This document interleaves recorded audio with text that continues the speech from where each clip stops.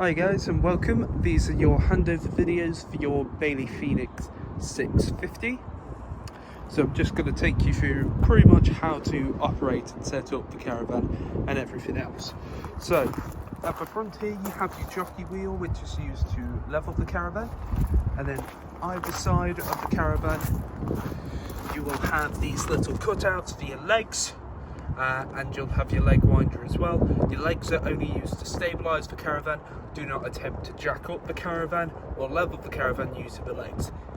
When you're doing it, first level using the jockey wheel and then stabilise using the legs. We are using our test equipment today, however I will put your own equipment in after I finish this video.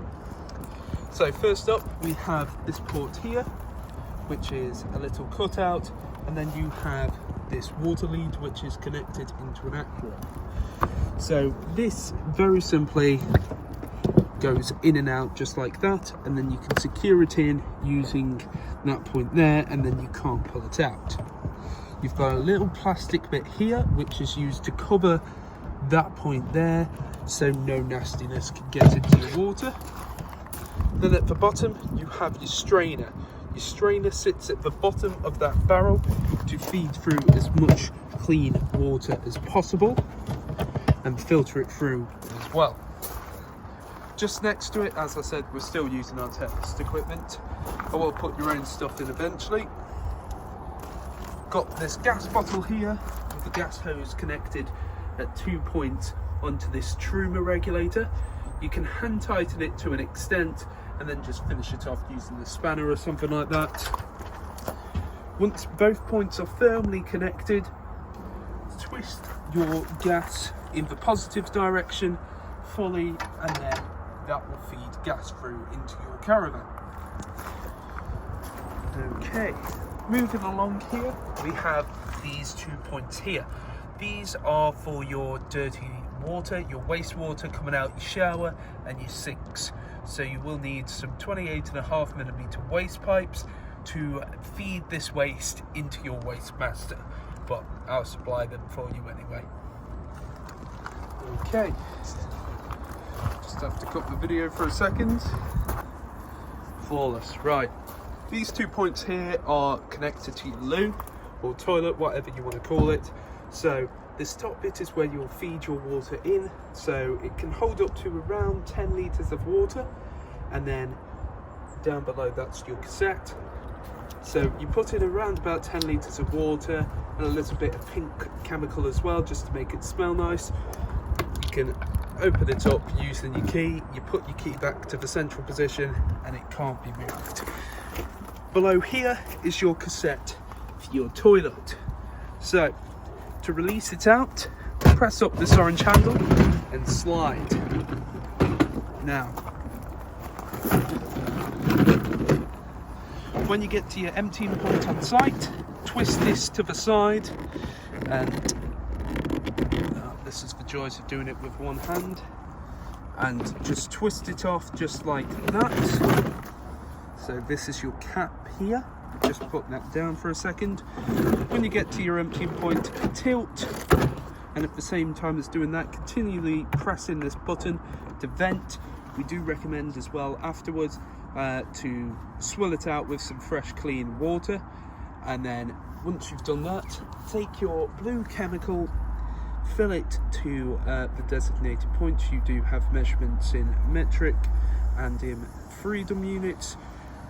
Put blue chemical in here, slide it back on, twist that to the central position, and this just pushes in all the way to the back. And then once these teeth are hiding that orange handle there, that means it's secure and it cannot be moved. However, don't travel with either of them too full. Okay. The last little bit for the outside is just your mains point here.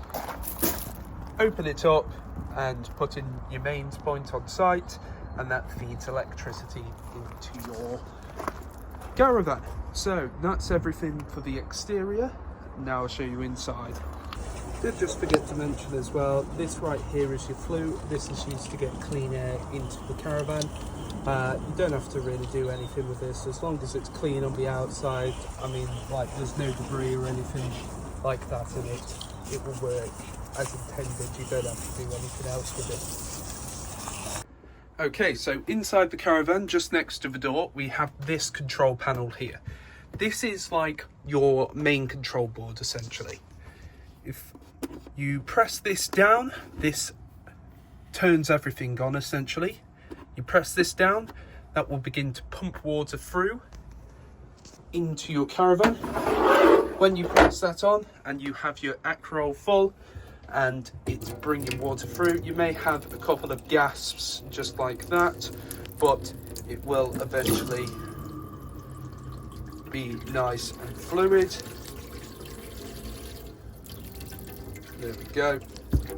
Let that run for around about 30 seconds. And you can see it's lit up green there as well. You've got your lights for inside, so press it in, lights go off, lights go on. And then this one here is for your awning lights, so off and on. There you can see. Okay, so once you've got that on as well, I haven't installed your battery just yet, but you can press this button here to view the voltage that is coming into the caravan. But that's the voltage coming from the mains lead right now, but I will install your battery after this video. And then on the opposing side, just here, you have your Truma regulator, not Truma regulator, your Truma board.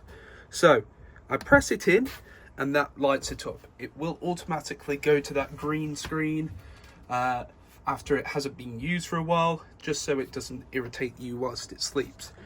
Whatever is flashing is whatever is currently being used, or whatever you currently selected on. So the first one is the caravan with the thermometer in it. Press that in, and that is the internal temperature you want the caravan to be to. So you can change the amount by twisting this knob to the side, maximum of 30, and then it goes all the way down to off, starting at 5 as well. So we'll just keep it at full for now because it's not the nicest day. Next to it you have this thermometer in water. This is the temperature you want your water to be. So you have Eco, which is 40 degrees, Hot, which is 60 degrees, and Boost. Boost will essentially prioritize heating the water over heating the caravan. So you have around about a 15-minute boost, ideal for when you're using the shower or something like that, just to boost the water up. Also displays the time there as well, so we'll keep that on hot. Next up is this canister with the lightning bolts next to it. This is what you are using as your power source from your caravan. So you have the choice of gas, a mix of gas and electric with 1 kilowatt, mix of gas and electric with 2 kilowatts, strictly electric with 1 kilowatt, or strictly electric with 2 kilowatts. So we'll keep it to mix 2, just so you know we've got a fair amount. Just next to it we've got a fan. You've got Eco and High for that. If you do select something and you want to get off it, just press this back button. Then you've got some a timer setting for both your heating and hot water. You've got the actual time as well, just next to it, which you can change, and then some extra settings as well, which I'm not going to go into, but they're very straightforward. So you can see there, the 2 bits of flashing is the heat and the hot water as we're heating up the caravan, but we are also heating up the water at the same time. Next up, I'll go through some appliances in the caravan. So first off, your microwave will only operate when mains are plugged in, and it's a bog standard microwave. Turn the power on, choose the time, whatever it may be. The fridge is slightly more complicated. So I do currently have it on, but I'll just turn it off for a second, just so we can go from the basics essentially. He says, Okay, so to turn on or off the caravan, whichever it may be, this button here, they're sort of embedded almost. Press that in and you should see it flash up and it will go to its most recent memory. So you have two buttons here, you have mode and you have temperature. Mode you can flick through and it will choose, it allows you to choose your source, essentially, what you want to use as your power supply for your fridge. So that one there is a hazard, so if anything goes wrong with the fridge, that will begin to flash up. That one there is your 12 volt for your car battery, so you can chill whilst you are in transit, as it can take up to 4 hours to be fully chilled. You've got your gas and you've got your mains, and then you've also got auto.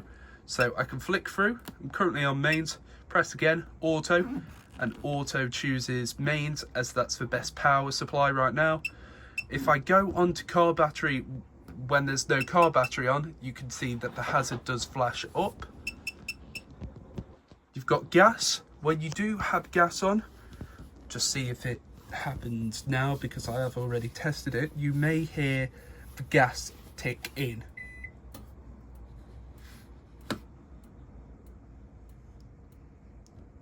And you can hear it just ticking in right now. Once them ticks stop, that means that the gas is lit and it is being used for this. But for this instance, we'll just keep it on electric.